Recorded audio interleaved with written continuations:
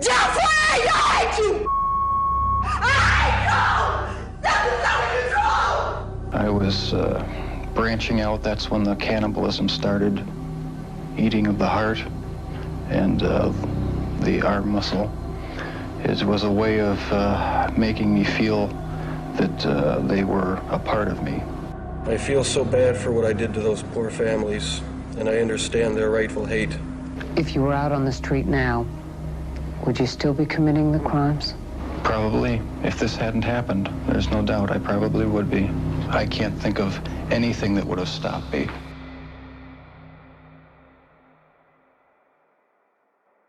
Hola tribu criminológica, hoy os vengo a enseñar y vengo a analizar con todos vosotros el perfil criminal de Jeffrey Dahmer. Sé que llego un poco tarde, yo soy consciente de ello y también soy consciente de que esta serie ya ha pasado de moda. Lo que pasa es que yo me acuerdo que cuando estaba viendo la serie pensaba, wow, ojalá alguien lo analice desde un punto de vista criminológico. Me he visto miles de vídeos de análisis psicológicos, análisis forenses, simples tertulias en las que se habla de por qué cometía esto sin ningún tipo de base científica ni de conocimiento sobre el tema. Entonces me hizo pensar en hacer este vídeo, no tanto desde el cómo, que todo el mundo ya sabe qué hacía y cómo lo hacía, sino más el porqué de sus actos. Entonces, si te apetece muchísimo conocer el perfil criminal de Jeffrey Dahmer, este es tu vídeo. Para poner un poco en contexto de en qué momento de la historia se decide intentar indagar en la mente de un agresor o de un asesino en serie, tenemos que remontarnos a los años 60, 70, donde dos agentes del FBI empezaron a plantearse la idea de querer entrevistar a los mayores asesinos en serie de la historia. Estos eran pues Ted Bundy, Jeffrey Dahmer, el payaso,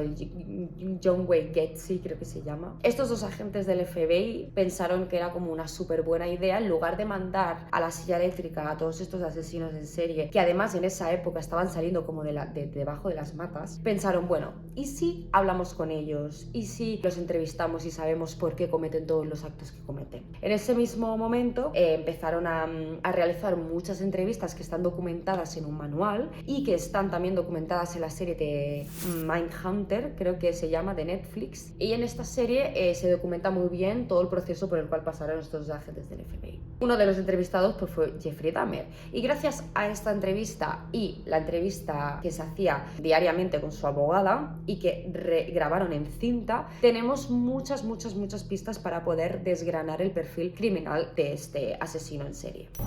Jeff, do you remember your earliest experience and earliest interest, fascination with the inside of animals? Where that came from? In 9th grade, in biology class, we had the usual dissection of fetal pigs. I took the remains of that home and kept the skeleton of it. And I just started branching out, dogs, cats. I suppose it could have turned into a normal hobby like taxidermy, but it didn't. It veered off into this. Why, I don't know. All I know is that I wanted to see what the insides of these animals looked like. Was there some pleasure in the cutting open of the animal? Yes, there was. No sexual pleasure, but just it's hard to describe. Sense of power, sense of control? I suppose that's a good way of putting it, yeah.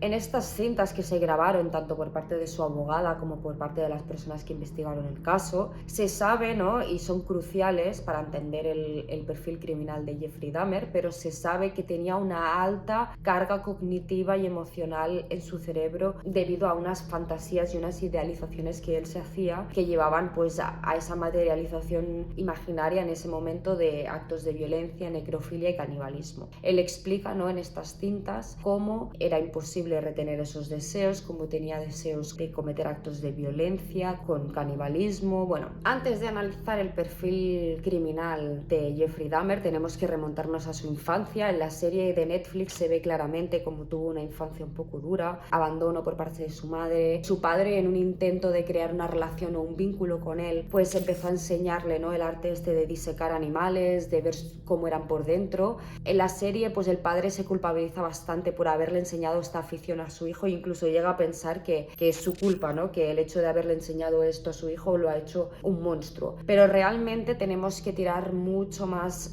allá y tenemos que pensar que Jeffrey Dahmer, una persona que ya probablemente naciera con una genética que no acompañó el ambiente para luego que fuera un factor de protección para desarrollar este tipo de conductas, tanto la soledad, el bullying que sentía en el colegio, esta afición, ¿no? y digamos como fantasía que desarrollaba o que materializaba con los animales, que luego fue increciendo porque empezó disecando animales y acabó pues matándolos. Incluso se narra, ¿no? la historia o la anécdota de que llegó a colgar un animal y que llamó a sus amigos para que vieran lo que había hecho, ¿no? Entonces todo el bullying extremo que sufría, la relación tan dura que tuvo familiar, ¿no? Esa época en la que se está formando la personalidad, que es la adolescencia, que se quedó solo, empezó a consumir alcohol desde muy joven. También se dice, ¿no? que uno de los factores de riesgo de Jeffrey Dahmer fue básicamente el hecho de que como no tenía a nadie en su entorno que controlara ninguna de las conductas que hacía, era muy difícil que pudieran ver o detectar que estas conductas que estaba llevando a cabo eran peligrosas o que eran raras, porque si él hubiese tenido un entorno favorable, cualquier persona en su sano juicio ve que su hijo pues está haciendo esto con los animales y piensa, bueno, pues aquí pasan cosas. También se dice desde una perspectiva criminológica que el hecho de que Jeffrey Dahmer estuviera tan en contacto con la muerte desde tan joven y que estuviera manipulando animales muertos, disecados, cogiendo sus tripas, incluso masturbándose con los restos de los animales, que hubiera desarrollado como una desensibilización en relación a la muerte y al asesinato. Otra de las teorías que no han estado muy sustentadas y que tampoco se le ha dado mucho bombo, digamos, es desde una perspectiva freudariana. Se habla de que podía tener una cierta pulsión sexual hacia los cadáveres o hacia los animales muertos. Pero sí que es verdad que esto no ha sido constatado y que simplemente son teorías que han intentado arrojar un poco de luz a su perfil criminal. Todo el mundo sabe quién fue su primera víctima. Su primera víctima fue en 1978 y fue un joven que iba haciendo autostop en la carretera. Jeffrey Dahmer pasa con el coche y lo ve haciendo autostop y lo acoge. Esto es un componente importante. Primero porque el primer crimen siempre es el más revelador de todos, porque es el que es impulsivo y a veces fruto de la oportunidad. Jeffrey Dahmer ve a este chico, lo lleva a su casa, intenta tener con él como una relación de amistad y entablar con él algún tipo de vínculo. Rápidamente Jeffrey en sus cintas ya cuenta que se dio cuenta que este chico no era gay. En este momento el chico, cuando se da cuenta de que Jeffrey intenta acercarse a él de un modo en el que pues este chico no desea, intenta huir. En el momento en el que intenta huir de la casa, Jeffrey Dahmer, con todos esos inputs que tiene de abandono, piensa que le están volviendo a abandonar y en un acto de ira y de violencia le golpea con una pesa en la cabeza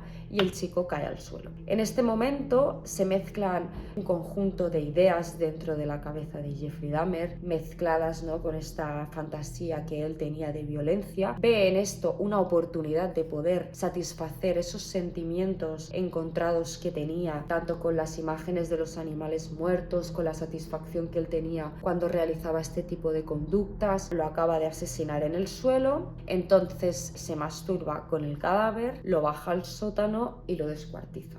En criminología hablamos, y sobre todo cuando hacemos análisis al primer asesinato de un asesino en serie, en criminología siempre se habla de que existen dos tipos de sucesos: el suceso fortuito y el suceso que se busca.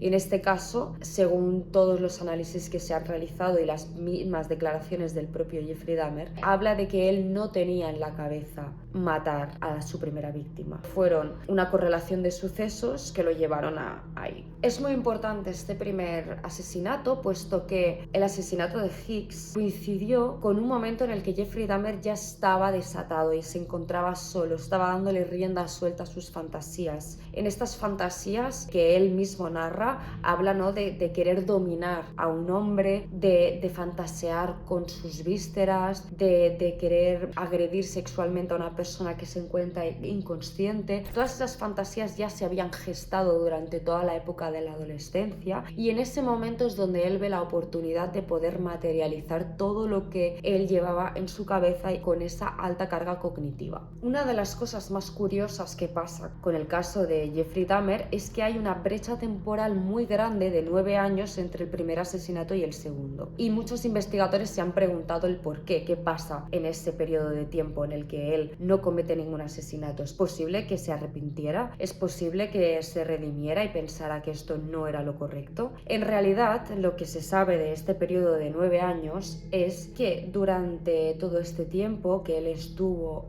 sin cometer ningún tipo de acto delictivo, se apuntó al servicio militar. Su padre, al ver pues el estado tan grave en el que estaba de alcoholismo, le obligó. Esto fue un factor de protección en la vida de Jeffrey Dahmer, puesto que las normas y la disciplina que se implantan dentro del servicio militar son incompatibles con poder hacer cualquier tipo de conducta antisocial. Luego también vemos en la película, ¿no? Y sabemos de la historia de vida que vive con su abuela, y esto también podría ser un factor de protección. Sin embargo, no podemos olvidar, ¿no?, ese momento en el que empieza a volver a saturar sus fantasías y roba un maniquí, que en la serie lo vemos como roba un maniquí para pues tener pues relaciones o masturbarse con él. Luego también vemos, ¿no?, que hay una lucha muy fuerte con su propia identidad sexual. No podemos pasar por alto que Jeffrey Dahmer pues era homosexual, y esto en una época de los años 70 y 80 no era tan fácil sobrellevar como a hoy en día. Luego también los expertos en criminología coinciden en que durante esta época en la que estuvo sin cometer ningún acto delictivo, fue desarrollando y gestando más fantasías sobre el dominio y la posesión de sus víctimas. También se habla que durante esta época de parón delictivo, digamos, o esta transición entre un crimen y el segundo, Jeffrey Dahmer incluso llegó a sacar un cadáver de un cementerio para poder pues masturbarse con el cadáver. Es más, en la declaración que le hizo a los dos agentes del FBI, les dijo: leí la esquela de un joven de 18 años y me presenté en el tanatorio. Vi el cadáver y era un hombre muy atractivo. Cuando lo hubieron enterrado, agarré una pala y una carretilla con la intención de llevarme el cadáver a casa. Alrededor de medianoche me dirigí al cementerio, pero el suelo estaba helado y tuve que abandonar mi propósito. Lo curioso de este gap delincuencial es que normalmente cuando los asesinos en serie cometen el primer acto, normalmente después hay una escalada de violencia en un periodo medio largo. Pero este gap de 9 años es difícil de explicar y solo se puede comprender si vemos que estuvo rodeado de diferentes factores de protección que le inhibieron de llevar a cabo más actos delictivos. Después de vivir con su abuela, Dahmer se mudó al famoso apartamento de Milwaukee en mayo del 1990. Este barrio era bastante pobre, bastante heterogéneo, había muchas personas racializadas viviendo allí y muchas personas pobres. Y sorprende el hecho de que él decidiera irse a vivir a un barrio como este. Esto nos da pistas a si Jeffrey Dahmer realmente eligió este barrio por la accesibilidad que tenía a la hora de cazar víctimas, o si fue también otro acto fortuito en su vida. En este barrio había un bar gay de gente negra en el que él empezó a frecuentar. Todos sabemos que las víctimas de Jeffrey Dahmer eran personas negras, eran hombres jóvenes, guapos, atractivos, fuertes, y esto refleja, ¿no?, esta idealización que él tenía en su cabeza, donde seleccionaba a las víctimas basándose no solo en la atracción física que sentía por ellas, puesto que él era pues homosexual, sino también la percepción de vulnerabilidad y accesibilidad. Esto es un tema bastante interesante y del que poco se ha hablado, y es por qué Jeffrey Dahmer se va a vivir a este barrio y por qué elige este perfil de víctimas. Las personas que se han encargado de investigar el caso y sobre todo de desentrañar la parte victimológica de Jeffrey Dahmer se hablan, ¿no?, y sustentan la teoría de que Jeffrey Dahmer elegía víctimas negras porque nadie las iba a echar en falta si desaparecían, porque eran personas mayormente pobres y que no tenían ningún tipo de repercusión social ni mediática o la desaparición de un negro en los años 90, y porque en este mismo contexto de vulnerabilidad estas personas eran más confiables que otras. El modus operandi y la escalada de violencia de Jeffrey Dahmer está muy explicado, sobre todo se ve muy bien en la serie, ¿no?, cómo los engaña, los seduce, los lleva a su piso, les dice pues que quiere hacerles una sesión de fotos, que el tema de las fotos pues podría ser la firma de él como delincuente, los lleva a su habitación, les hace fotos, luego los droga y los acaba matando. The dismemberment of the bodies for you? As time went on, yes, I did get there was a sexual part to that. I started saving the skeletons and preserving other parts, and one thing led to another. It took more and more deviant type behaviors to satisfy my urges, and so it just spiraled out of control. Why the cannibalism? It made me feel like they were a permanent part of me. Besides the just mere curiosity of what it would be like, it made them feel that they were a part of me, and it gave me a sexual satisfaction to do that. Es curioso cómo la escalada de violencia se realiza muy rápido y llega a un punto en el que, aparte de hacerles fotos, de matarlos, comete actos de necrofilia, canibalismo, los desmiembra. Lo último que incorporó ya de Jeffrey Dahmer en sus asesinatos fue que intentó convertir a estas personas en zombies, taladrándoles el cerebro, metiéndoles algún tipo de líquido para ver si podían ser sus esclavos sexuales. Esto sucede básicamente porque hay una alta carga cognitiva que ya no se satisface todas esas sensaciones y esas carencias que tiene, que va desarrollando en cada asesinato. Cada vez le cuesta más satisfacerlas, hasta llegar a un punto en el que él mismo se da cuenta de que tiene que ir un paso más allá para poder sentir ese placer o para poder liberar esa dopamina que le da todos los actos atroces que realizaba. Como bien pasa, cada vez que hay una escalada de violencia, y cuando la escalada de violencia es tan fuerte, hay una pérdida de control, y eso se ve muy bien en la serie. Al final de la serie, pues él ya, la última víctima, casi la penúltima, se le escapa, pero él intenta convencer a los policías de que no es menor de edad y de que está borracho, pero esta víctima escapa en un intento de Jeffrey Dahmer de taladrarle el cerebro, de meterle el líquido. La última ya se le va de las manos, obviamente hay una pérdida de control, hay un desenfreno. Es más, en la película se ve muy bien y me gusta mucho cómo lo tratan, puesto que se ve como una ida de olla. Ya está descontrolado, ya no sabe lo que está haciendo, ya